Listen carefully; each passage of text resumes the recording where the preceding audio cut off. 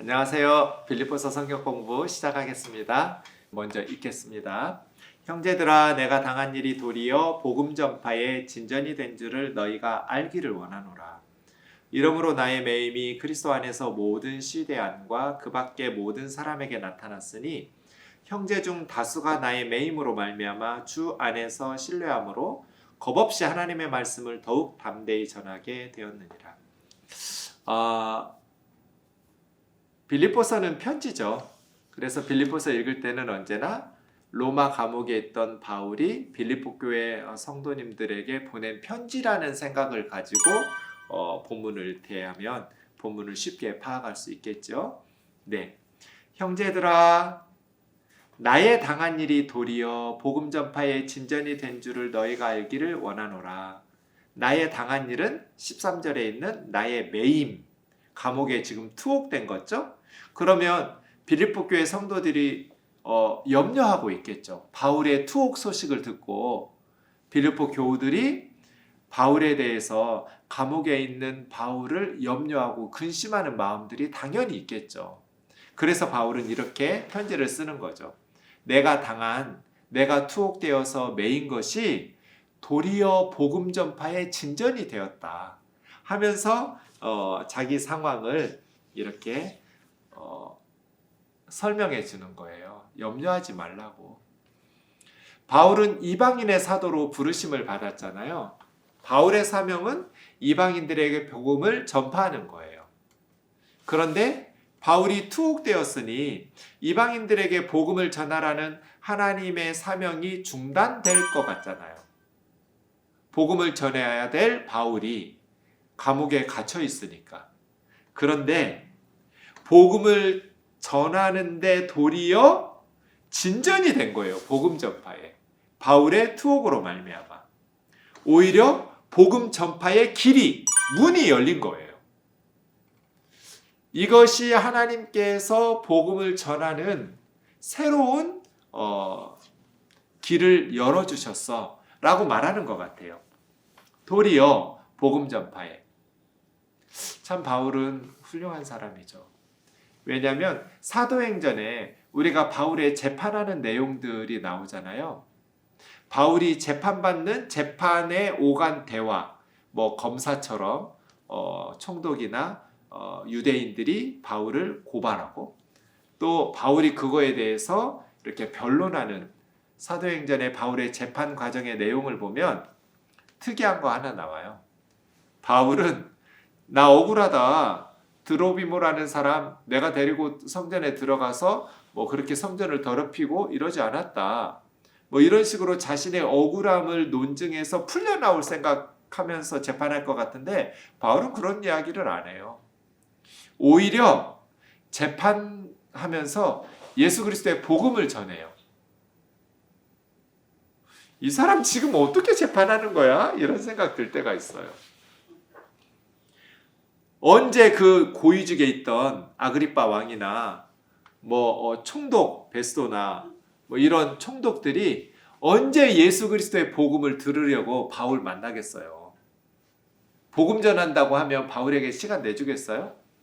그런데 바울은 로마 시민권자니까 재판이 열려서 이제 재판석에서 바울이 말할 기회가 생겼잖아요. 고위직에 있는 사람들이 듣는단 말이에요. 그들에게 바울은 자신의 억울함을 호소해서 풀려날 재판을 하지 않고 예수 그리스도의 복음을 전해요. 그래서 바울을 통해서 복음이 전파돼요. 재판할 때마다. 오히려 바울의 매임, 바울이 당한 일이 복음 전파의 진전을 이루는 복음 전파의 도구가 되었어요. 그리고 복음 전파의 진전이라고 말한 것은 어떤 원문으로 보면 표지판 같은 거예요. 뒤따라오는 사람들이 군인들 같은 사람들이 그 길을 걸어갈 수 있도록 표지판, 안내판을 이렇게 새겨두듯이 바울이 지금 복음 전파에 어떤 표지판을 세우고 많은 사람들이 복음을 믿을 수 있도록 따라오도록 이런 것처럼 여기고 있는데요. 그렇게 복음 전파의 진전이 된 줄을 너희가 알기를 원하노라. 나의 매임이 계속해서 지금 쇠사슬에 묶여 있어요. 바울은 그리스도 안에서 모든 시위대 안과, 그러니까 로마 감옥 안에 알려졌겠죠. 바울이라는 사람이 매였다. 그렇게 해서 온 시위대 안에 알려졌고, 시위대 밖의 모든 사람, 뭐 시위대의 가족이나 뭐 주변의 사람들에게 알려진 거죠. 네, 많은 사람들이 시위대 안팎에서 바울의 매인 소식들이 전파될 때, 바울이 묶였다라는 것만 전파시키지 않고 어느 곳에 가든지 예수 그리스도의 복음도 함께 전파하는 거예요. 그래서 시위대 사람들을 만나면 시위대 사람들에게 복음 전하고, 그 시위대 사람들에게 전해진 예수 그리스도의 복음이 시위대 밖에 있는 사람들에게도 전파되는 거예요. 참 바울은 자기의 쇠사슬에 묶인 게 뭐 죄수가 된 게 죄짓고 죄수가 된 게 아니니까 부끄러워하거나 수치스러워하거나 위축되거나 죽을까봐 두려워하거나 막 겁을 내면서 벌벌 떨거나가 아니라 그냥 어디 가든지 예수 그리스도의 복음 별 하나 더 단, 진짜 바울은 별 단 거죠. 하늘에서 반짝반짝 빛나는 별 단 거예요. 감옥에 갔어? 그래, 영광의 십자가, 영광의 별을 하나 더 주셨구나. 계급이 하나 올라갔어. 하면서 어느 곳에 가든지 예수 그리스도의 복음을 전하는 거예요. 그래서 시위대에 예수 그리스도의 복음이 전파되는 거예요. 그런 걸 보면 바울은 진짜 사람에게 매인 것이 아니라 바울을 진짜 노예와 포로와 죄수로 그냥 포획한 분은 예수님 같아요.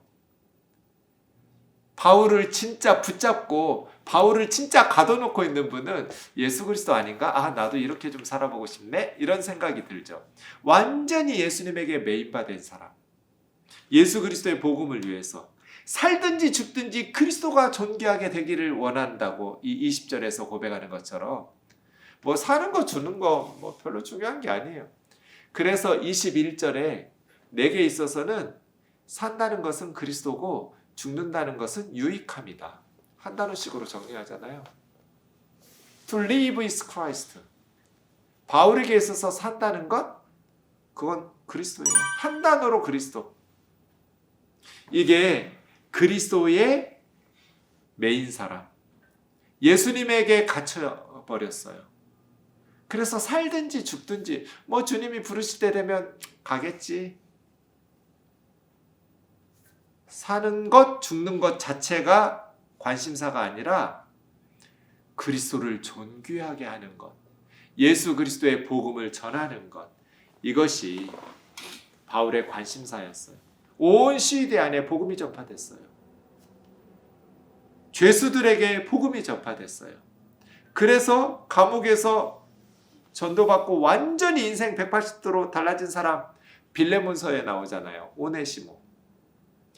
골로새 교회의 노예였는데 빌레몬의 주인을 배반하고 도둑질해가지고 도망 나왔는데 뭐 이러니 저러니 하다가 다시 감옥에 갇혔는데 동료 죄수가 바울. 이런 걸 뭐라고 그래요? 죄짓고 감옥에 갔는데 오네시모가 그 감옥에 선배님이 바울이에요. 이런 걸 땡 잡았다고 그래요. 이왕 감옥에 가려면 바울 같은 사람이 있는 감옥에 가야죠. 거기서 오네시모는 예수 그리스도의 복음을 듣고 얼마만큼 변화되냐면 바울이 써준 편지 한 통 들고 옛 주인인 빌레몬에게 가요. 가면서 중간에 얼마든지 도망갈 수 있었을 텐데도 도망가지 않고, 당시에 노예는 사람 아니에요. 주인의 물건 훔쳐서 달아났으니 죽일 수도 있어요. 그것 살인죄도 아니에요. 아무 죄도 아니에요. 노예는 돈 주고 사고 파는 짐승 같은 존재예요. 근데도 자기의 생명의 여탈권을 가지고 있는 주인 빌레몬에게 오네시모가 가죠. 이렇게 확실하게 그리스도인으로 변화된 죄수가 되었어요. 오네시모가. 바울 이런 식으로 복음 전하는 거죠. 자, 이제 이 바울의 투옥 소식이 자매 형제들에게도, 교회, 로마 교회에도 전파됐겠죠. 로마 감옥의 상황이 감옥 밖에 교회에 전파되었을 때 교회에 무슨 일이 일어났을까요? 형제 중 다수가 나의 매임으로 말미암아 주 안에서 신뢰함으로 겁없이 하나님의 말씀을 더욱 담대히 전하게 되었느니라. 이로해서 복음 전파에 진전이 된 거예요. 물론 바울의 투옥 소식을 듣고 꽁무니를 빼는 위축된, 그래서 복음 전파에 나서지 않는 형제들도 있었겠죠.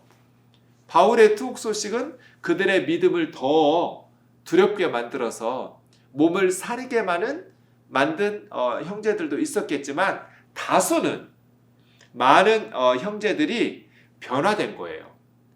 쇠사슬에 묶여서 감옥에 투옥된 바울에 대한 소식을 듣고 나서 이 형제들이 도전을 받은 거예요. 네.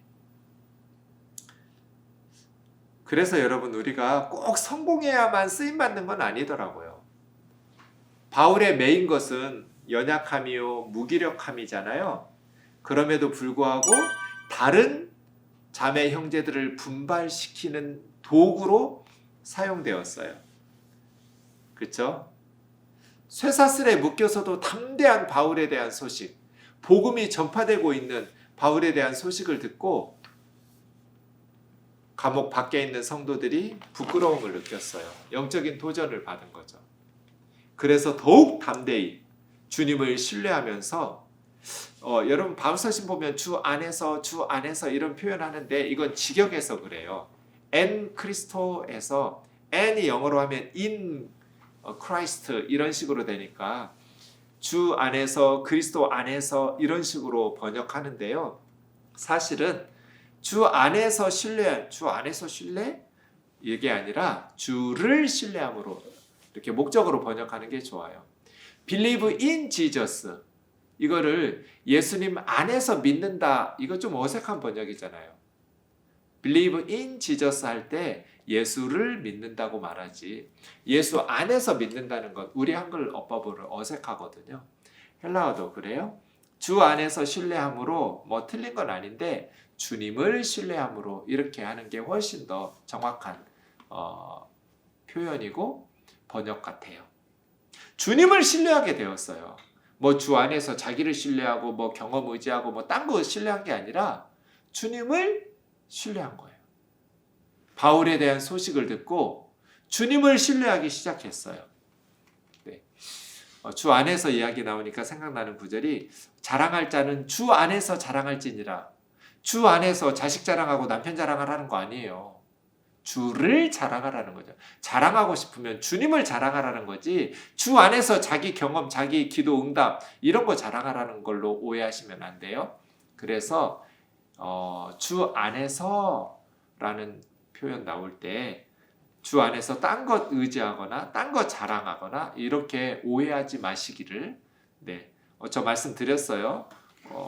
목사님한테 안 배웠는데요 이런 소리 하면서 이렇게 딴자랑하면 해도 되는 것처럼 착각하시면 제 잘못은 아니고 여러분 잘못인 거예요. 우면도 교우들에게 하는 얘기인데요. 네, 어쨌든 주 안에서 자랑하라 이 말은 주님을 자랑하라는 것이듯, 주 안에서 신뢰한다 이 말은 주님을 신뢰한다는 거예요. 예수님을 신뢰함으로 겁없이, 그전에는 두려워서 박해가 너무 심하니까요. 겁없이 하나님의 말씀을 더욱 담대히. 네. 그래서 사실은 박해 상황에서는 순교자도 속출하지만 배교자도 속출하죠. 박해가 심해질수록 순교자들도 많아지고 배교자들도 많아져요. 지금도 그렇죠. 그런데 그래서 형제 중 다수, 모든 형제는 아니지만 배교자들도 나타나고 더 신앙에 위축되어서 몸을 사리는 형제들도 있었지만 더욱 담대히 하나님의 복음을 전파하는, 바울에게 전염된 거죠. 죽을 각오로, 일사각오로 예수 그리스도의 복음을 전파하는 자들이 있었다.